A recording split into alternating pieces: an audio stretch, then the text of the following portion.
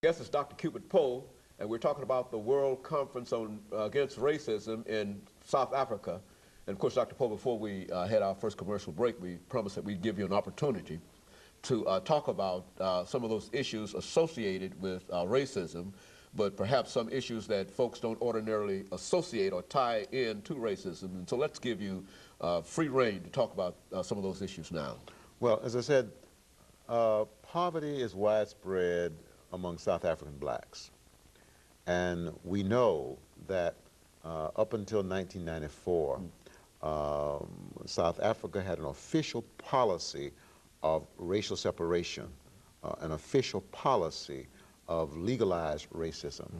And so it's very obvious that the oppression that went on, the educational oppression, the political, the social oppression, has greatly contributed to the level of poverty in South Africa.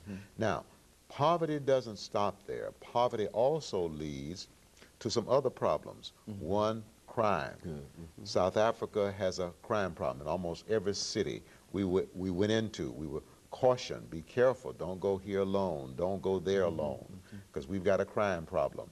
The crime problem affects blacks, as well as Indians, as well as coloreds, as well as whites.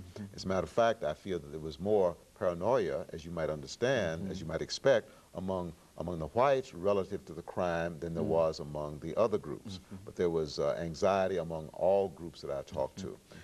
Not only does racism generate poverty, and also it generates crime through generating poverty, but it also generates sexual promiscuity because oftentimes unemployment is a consequence of racism. Okay, now here you've got a man and a woman, for example. Let's say a man who can't find a job. Okay, he's unemployed, and when he is employed, he's treated as if he's inferior.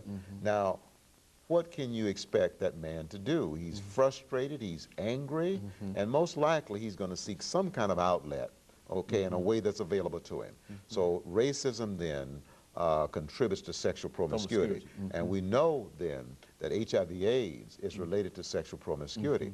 Racism also contributes to alcohol and drug abuse. If a man is idle and he is frustrated, can't find work, it just increases the probability of sexual promiscuity as well as drug and alcohol abuse. And so that then increases the probability of HIV/AIDS. And so in South Africa, you've got a high level of poverty, a high prevalence of poverty. You've got a high prevalence of unemployment. I was told approaching 50%.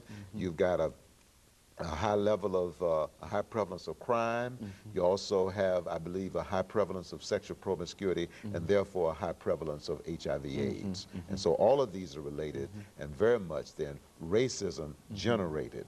Now, I won't say it's totally racism generated, but in South Africa we have better evidence than in other communities that apartheid racism was a major contributing factor to these problems. You know, this issue of HIV and AIDS, I think Africa, the continent, is leading the world in terms of cases. Now, let's talk about, what did you see there that indicated that this was a problem? Did you see any evidence of, I mean, did they make any tours or anything to demonstrate to members of the various delegations of this being a problem?